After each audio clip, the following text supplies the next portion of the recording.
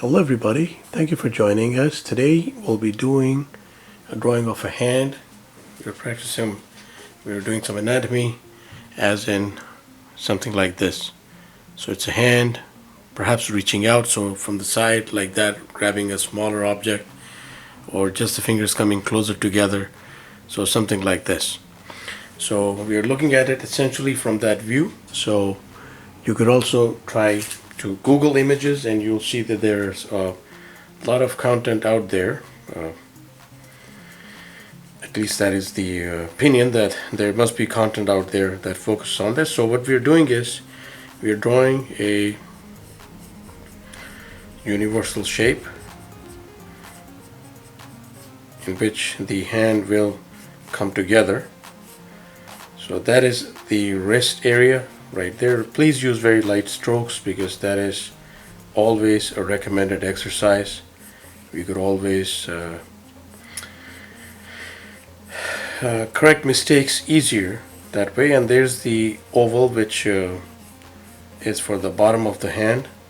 So we could even put two side by side, 1 and 2 already, because that's what it'll come to. Right here we will have the thumb somewhere here. So there's foreshortening in this pose.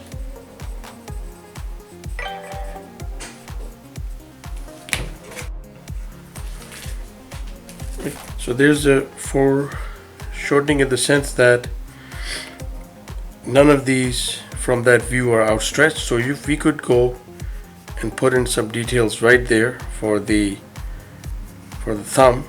So it'll probably come out to something like that. And then skin folds always help get around to a lot of the details. Right here is the index finger knuckle, and then skin folds again. And always one of the practices that we recommend, I'm pretty sure many artists will recommend, is sausages for the fingers, even in foreshortening. So just imagine 1 and then 2,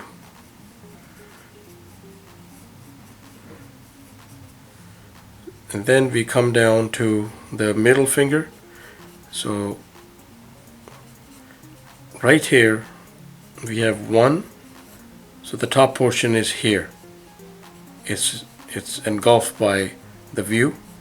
So this is the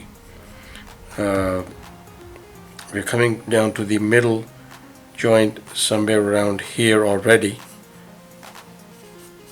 Actually, we'll bring that down a little bit. So the middle is here, and then we come down, put the middle finger right next to the index finger. Is that far apart? We come down to the third largest, middle of the finger here somewhere.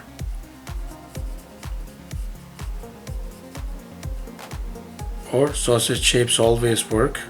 So 1, and for the last part 2,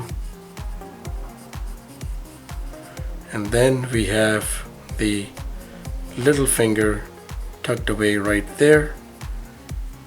Then we have ourselves some skin folds and coming back. Now we can do this and finish off with details. So nail, essentially foreshortened.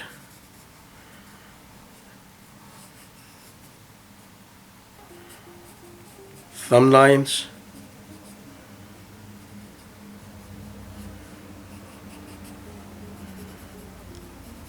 a lot of skin folds for the back of the hand there.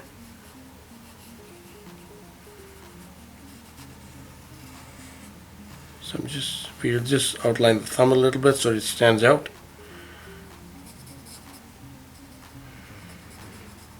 Inside skin folds.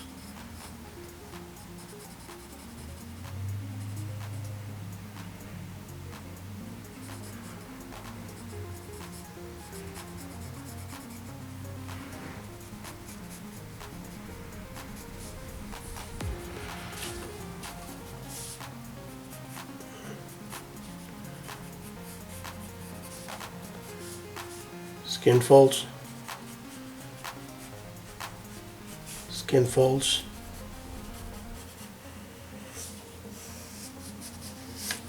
wrist,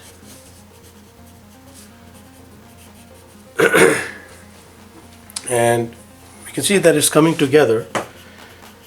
But in a practice like this, always try to model, try in any case to base this off an image, because if we have a person modeling this for you, most likely there'll be enough movement, and the slightest of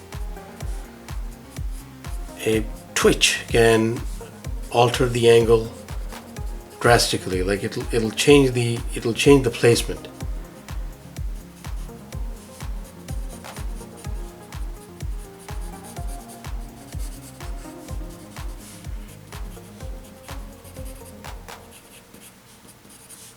That is a stray line there that we can actually get rid of, and we will in a second.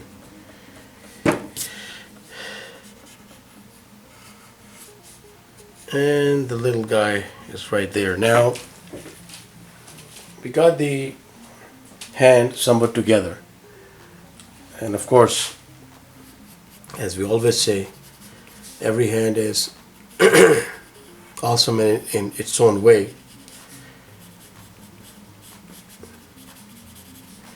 So what we can do is, if there's a light source excuse me, coming from there, we can just put in some tones, shadows, very essential, but they will be, of course, concentrated in the closed off area of the hand. And if you wish to show some illumination there, we can do that, but just using varying gray tones, if it is a one color exercise like today's. So around the bulge, depending on the light source and depending on the angle of the hand, the texture of the skin, the crosshatch, the fills will vary. But this is just a general coverage. So it's not essentially every hand, it is just a generic hand, and we are putting in tones,